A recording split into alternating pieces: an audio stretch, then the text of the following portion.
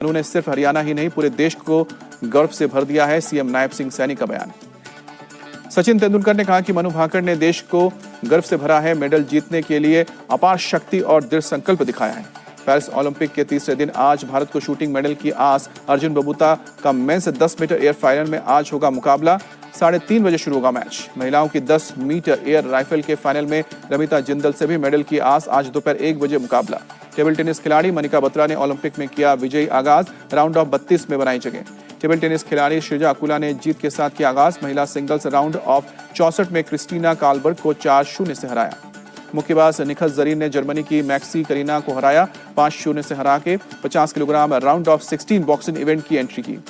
HS Pranay ने जीत के साथ अपनी शुरुआत की। मेंस सिंगल्स मुकाबले में जर्मनी के फैबियान रोथ को सीधे सेट में हराया।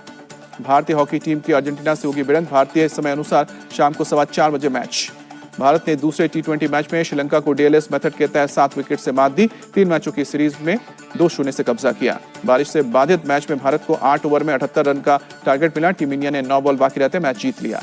यशस्वी जायसवाल, सूर्यकुमार यादव और हार्दिक पांड्या ने खेली तेज पारी। 200 से ज्यादा के स्ट्राइक रेट पर रन बनाए। भारतीय गेंदबाज ने भी किया कमाल। रवि बिश्नोई ने 3 विकेट झटके, प्लेयर ऑफ द मैच बने।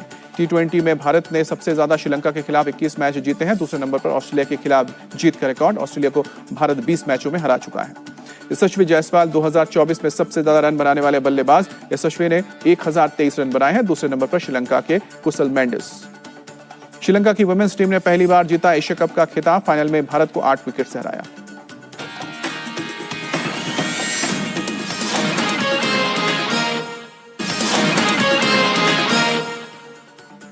दिल्ली के ओल्ड राजेंद्र नगर हादसे के बाद छात्रों का प्रदर्शन जारी। रविवार को हजारों की संख्या में छात्र सड़कों पर उतरे। सुबह से लेकर रात तक हंगामा।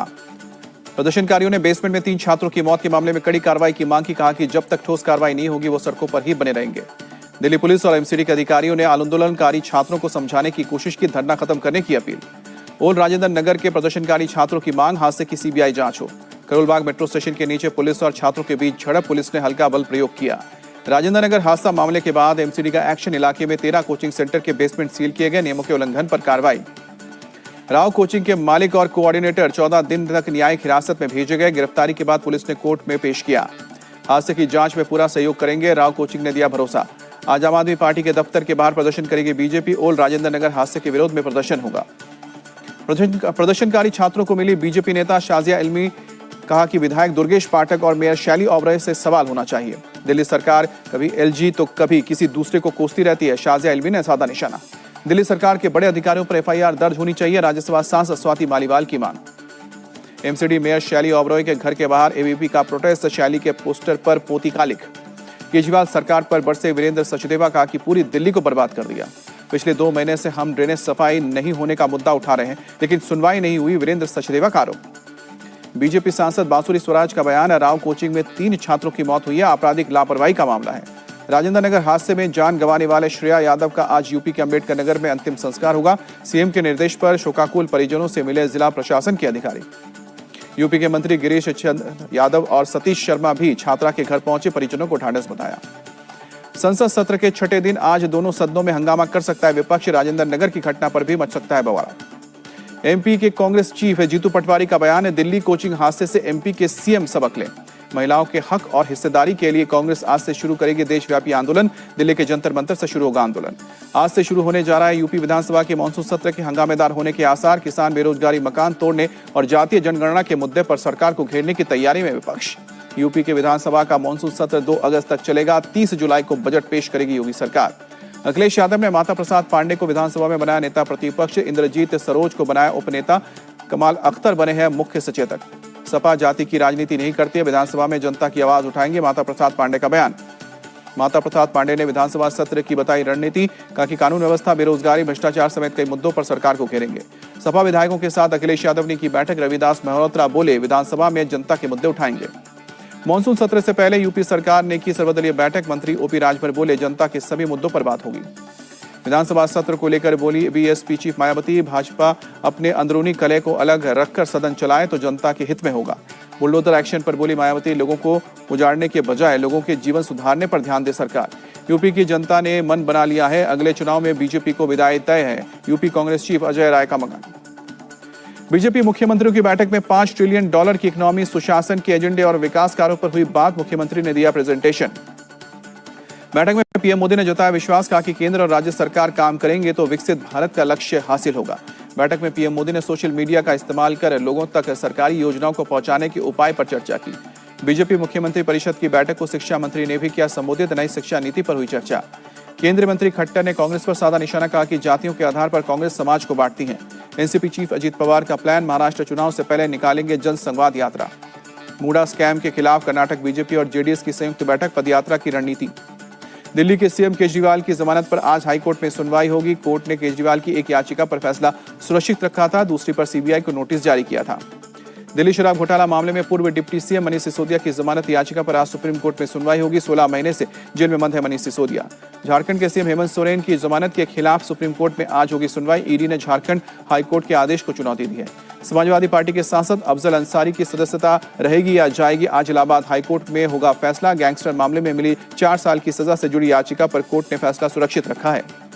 बिहार में आरक्षण को 50 से लेकर 65% किए जाने के फैसले को लेकर आज सुप्रीम कोर्ट में होगी सुनवाई। हाईकोर्ट के फैसले के खिलाफ बिहार सरकार ने दाखिल की है याचिका। मुजफ्फरनगर में कांवड़ यात्रा पर आतंकी खतरे को देखते हुए प्रशासन अलर्ट मोड पर। लखनऊ से एटीएस के एक यूनिट को बुलाया गया। पुंछ में आतंकियों के खिलाफ एक्शन, एलओसी के पास सुरक्षा बलों ने चलाया सर्च ऑपरेशन।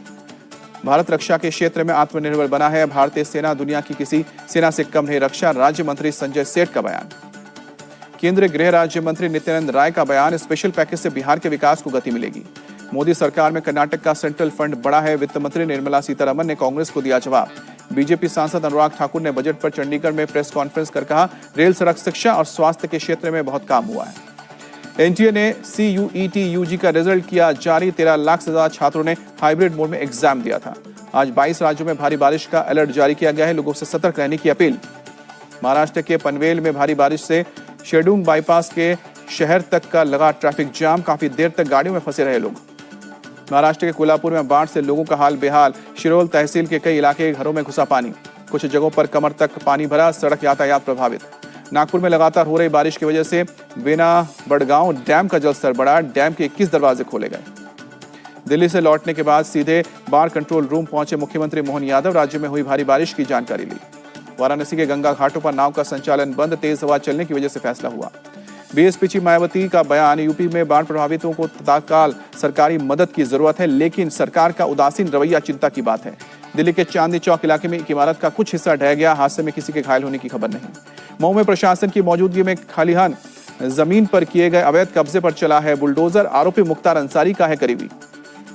जमीन की कीमत करीब 1 करोड़ बताई जा रही है। आरोपी पर हत्या, गैंगस्टर सहित 2 दर्जन मामले दर्ज थे।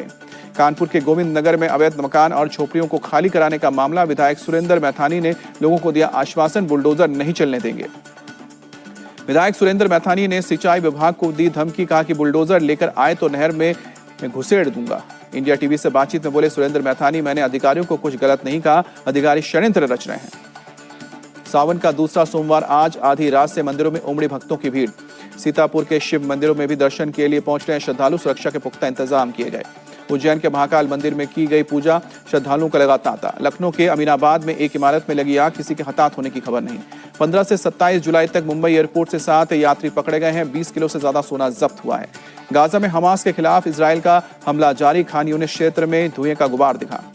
इजराइल ने फिलिस्तीन को गाजा में ब्यूरीज शरणार्थी शिविर इलाके को खाली करने का आदेश दिया है। वहां ऑपरेशन शुरू करेगा इजराइल। अमेरिका के कैलिफोर्निया में जंगलों में आग की तबाही दिखी। बड़े इलाके में आग फैला। दक्षिण पूर्वी चीन के गांव में लैंडस्लाइड की चपेट में आने से 12 लोगों की मौत। इलाके में भारी तबाही। बांग्लादेश में 10 दिन बाद इंटरनेट सेवा बहाल। हिंसा की वजह से किया गया था बंद। पेरिस ओलंपिक में खुला भारत का खाता। 10 मीटर एयर पिस्टल स्पर्धा में मनु भाकर ने जीता ब्रॉन्ज मेडल। ओलंपिक मेडल जीतने वाली देश की पहली महिला शूटर बनी मनु भाकर। कहा कि ईश्वर में विश्वास रखें, हमेशा सकारात्मक सोचें। मनु भाकर से पीएम मोदी ने फोन पर बात की, जीत की बधाई दी। मनु भाकर को राष्ट्रपति मुर्मू, अमित शाह समेत कई लोगों ने बधाई दी। भाकर की उपलब्धि पर जताया गर्व। प्रधानमंत्री नरेंद्र मोदी से बात करने के बाद मनु भाकर ने कहा कि मेरे लिए बहुत मायने रखता है कि पीएम मोदी ने अपने व्यस्त शेड्यूल से समय निकाला। आईओसी मेंबर नीता अंबानी ने भी मनु भाकर को दी बधाई। कहा कि भाकर की उपलब्धि युवा एथलीट्स को प्रेरित करेगी। मनु भाकर के पिता ने जताई उम्मीद, कहा कि बचे हुए दोनों इवेंट में वो अच्छा प्रदर्शन करेगी। ओलंपिक में ब्रॉन्ज मेडल जीतने के बाद मनु भाकर के परिवार में खुशी का लहर। मां सुमोदा ने कहा कि बेटी ने बहुत अच्छा खेल दिखाया है। दादी बोली लौटने पर जोरदार स्वागत करेंगे। मनु भाकर की जीत का घर पर जमकर मना जश्न, मिठाई खिलाकर लोगों ने बधाई दी। मनु भाकर के कोच जसपाल राणा ने कहा कि मनु की कड़ी मेहनत रंग लाई है, मेरे लिए गर्व का क्षण है। मनु ने सिर्फ हरियाणा ही नहीं पूरे देश को गर्व से भर दिया है, सीएम नायब सिंह सैनी का बयान। सचिन तेंदुलकर ने कहा कि मनु भाकर ने देश को गर्व से भरा है, मेडल जीतने के लिए अपार शक्ति और दृढ़ संकल्प